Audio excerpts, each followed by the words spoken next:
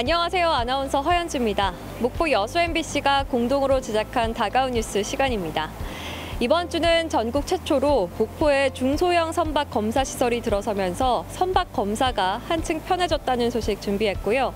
관광 자원화를 위해서 거금대교를 리모델링한다는 소식 준비했습니다. 함께 보시죠.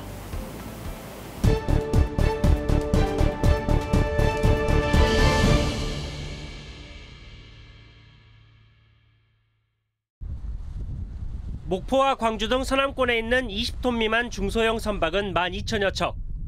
평균 3년에 한 번 선박 검사를 받아야 하는데 그동안 한국해양교통안전공단 직원들이 배가 있는 곳에 직접 찾아가 검사를 해야 했습니다. 그러다 보니 이동 시간과 일정 등의 조율이 어려워 불편한 점이 많았습니다. 기존에는 현장 입회를 원칙으로 검사가 이루어졌기 때문에 검사가 신청이 들어오고 나서 검사 일정을 별도로 잡아야 돼서 중소 선박들이 때맞춰 편리하게 선박 검사를 받을 수 있도록 서남권 스마트 선박 안전 지원센터가 목포에 문을 열었습니다. 목포 북항 배후단지에 들어선 서남권 스마트 선박 안전 지원센터는 선박 검사동과 사무동 등을 갖추고 있습니다. 선박 검사를 자동차처럼 사전 예약 방문 형식으로 개선했고 원격 검사도 가능해졌습니다. 네, 원격 검사 시스템이라든가 그 예약 시스템 도입을 통해서 선박 검사의 질이 획기적으로 개선될 것으로 예상을 하고 있습니다. 5일 정도 걸리는 선박 검사 일정도 하루 만에 가능해졌습니다. 현장 방문이 어려운 지역이나 긴급한 검사가 필요한 경우 검사 소요 시간이 단축되고 선박 안전 확보 등으로 선주님들께 아주 유용할 것으로 생각됩니다. 스마트 선박안전지원센터는 목포를 시작으로 인천과 부산 등 전국 주요 항만에 잇따라 구축될 예정입니다. MBC 뉴스 박종호입니다. 고흥 녹동항에서 소록도와 거금도, 연홍도까지 아름다운 하이킹과 드라이브 코스로 주목받고 있는 그 중간 지점에 금빛다리 거금대교가 있습니다. 거금대교는 국내에서는 유일한 보차도 겸용 복층 교량으로 건설됐습니다. 고흥구는 내년 5월까지 10억 원의 사업비를 들여 자전거 도로와 보행로, 화장실과 조형물 등을 대대적으로 정비할 계획입니다. 자전거를 이용하신 매니아들을 위해서 도로를 이용할 수 있게 구분을 해줬고 그다음에 트리가트와 벽화 등을 설치해서 고흥만이 느낄 수 있는 색다른 경험을 느낄 수 있을 정도로 정비를 해나갈 계획으로 있습니다. 거금대교는 45.3km의 거금 1조 도로는 물론 거금도 둘레길과 비단 바닷길, 붉은 노을길 등 힐링 걷기 여행의 시작점입니다. 또 소록도와 남해바다의 멋진 풍광을 조망할 수 있는 뷰포인트로서도 손색이 없습니다.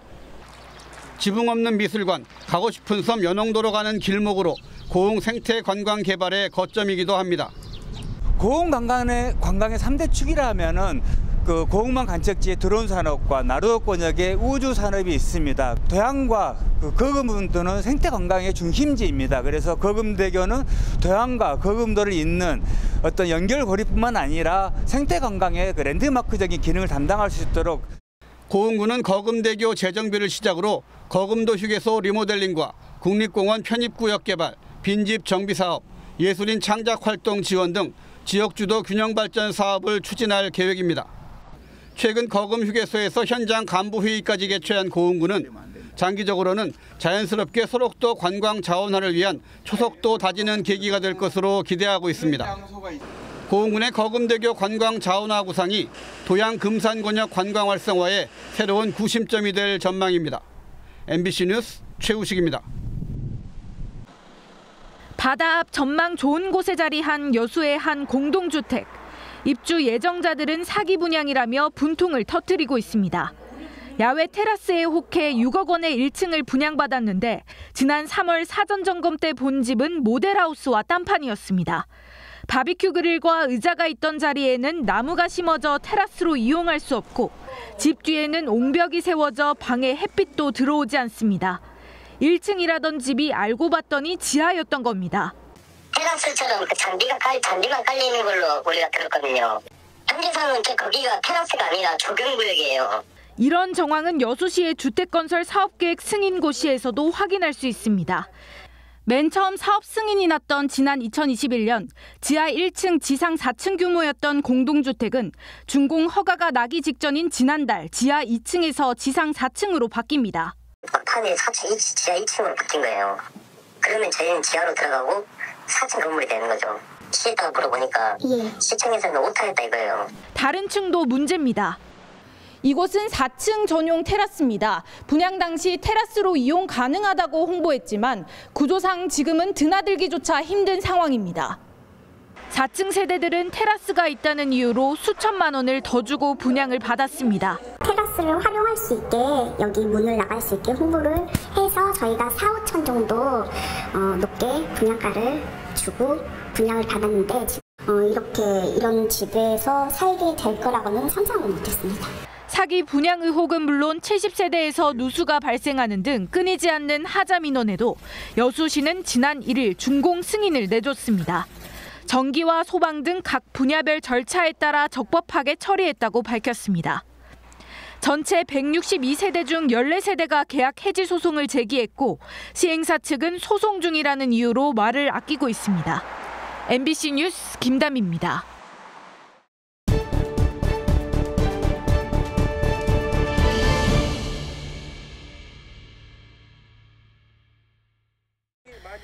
전남 순천시 조계산 서남사에 있는 야생차밭. 옛날 복식을 한 시민들과 스님들이 함께 찻잎을 정성스레 따 담습니다. 수확한 잎은 가마솥에 넣어 볶은 뒤 찬물이 잘 우러나올 수 있도록 멍석에 비빕니다. 유래를 알 수 없을 정도로 오랜 기간 동안 서남사에 이어져 오는 관습인 차 울력을 재현한 모습입니다. 울력은 마을 사람들끼리 대가 없이 도와주는 협동 방식을 말합니다. 서남사에선 매년 이렇게 스님과 시민들이 직접 찻잎을 수확해 전통 방식으로 차를 만들고 있습니다.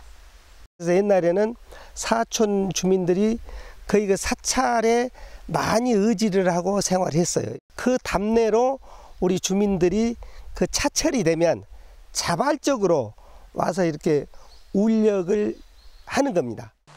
명상, 수행과 밀접한 관련이 있는 차. 고려시대 대각국사문집 등 다양한 문헌에 따르면 남도의 사찰들에겐 차 농사가 중요한 행사였습니다. 하지만 차 수확과 제조엔 많은 노동력이 필요하다 보니 그 과정에서 자연스럽게 사하촌 주민들이 울력하는 문화가 만들어진 것으로 추정되고 있습니다. 조선시대 이후 불교와 차문화의 쇠퇴로 차 울력 문화 대부분은 사라졌지만 순천 서남사가 유일하게 명맥을 잇고 있습니다. 지리산권 문화연구원은 전 세계적으로 원주민 노동력을 착취하는 플랜테이션 방식으로 이루어져 온 차 농업 방식에 비춰볼 때 서남사의 차 수확 방식은 유래가 드물다고 밝혔습니다. 그래서 적어도 1000년 가까운 역사를 가지고 있는 게 이제 서남사의 차 문화라고 볼 수 있겠는데 그 세계 농업유산으로서의 가치가 충분하다고 바라보고 있습니다. 순천 지역사회는 앞으로 학술대회 등을 통해 차 울력 문화와 차 제조 방법 등 서남사 고유의 차 문화를 역사문화자원으로 발굴해 나갈 예정입니다. MBC 뉴스 강서영입니다. 한낮의 기온이 30도에 달하는 뜨거운 날이 이어지면 비닐하우스는 호박잎으로 무성해집니다. 그물망을 타고 뻗어가는 호박줄기 사이로 미니 밤호박이 주렁주렁 열렸습니다.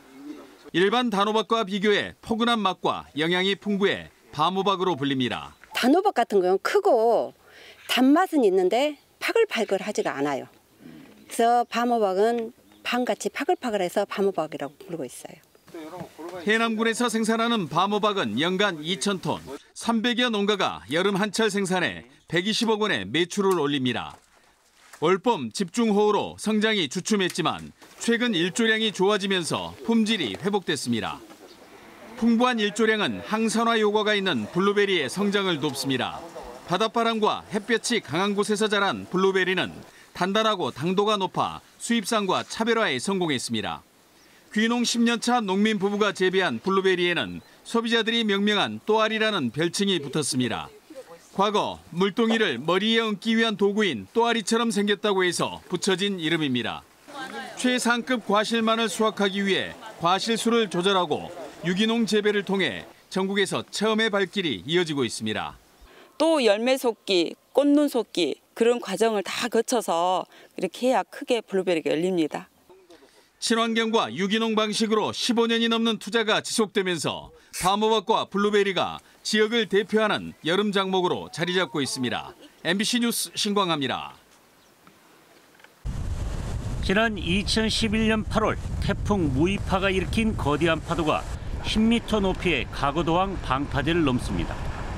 밤새 파도가 방파제를 때리면서 30년 만에 완공된 가거도항은 200억 원이 넘는 피해가 발생했습니다. 또다시 찾아온 태풍 내습 시기, 주민들은 불안하기만 합니다. 지금 현재 공정이 많이 됐다 하지만은 태풍 크기에 따라 달라서 우리가 주민들이 항상 염려하는 것이 있습니다. 태풍 무이파 피해 복구 공사도 공사 시작 11년 만에 마무리 단계에 들어서고 있습니다. 가거도항 입구에는 거대한 콘크리트 성벽이 들어섰습니다. 길이 480m, 폭 110m, 높이 13.5m, 축구장 6개 면적으로 세계 최대 크기의 슈퍼 방파제입니다. 10층 아파트 2개 동 크기의 만톤급 케이슨 16개와 100톤급 소파블럭 1236개가 방파제에 설치됐습니다. 가거도 국가어항공사는 지난 1979년 첫 삽을 뜬 뒤 지금까지 무려 44년 동안 이어지고 있습니다. 국내 건축 토목공사 가운데 가장 장기간 지속되고 있는 겁니다. 태풍기 전에 육상공사인 옹벽, 포장공사와 더불어 항로 측 수중부 보강공사를 조속히 완료하여 올해는 태풍으로 인한 피해가 최소화될 수 있도록 가거도항 복구공사는 오는 9월 완공될 예정인 가운데 방파제 전면에 추가로 소파블럭 1,700여 개를 거치하는 보강공사가 오는 2026년까지 이어지고 있습니다. MBC 뉴스 김윤입니다.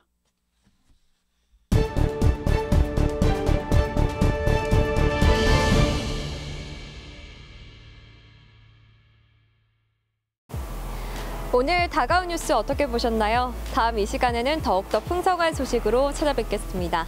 많은 관심 바랍니다. 고맙습니다.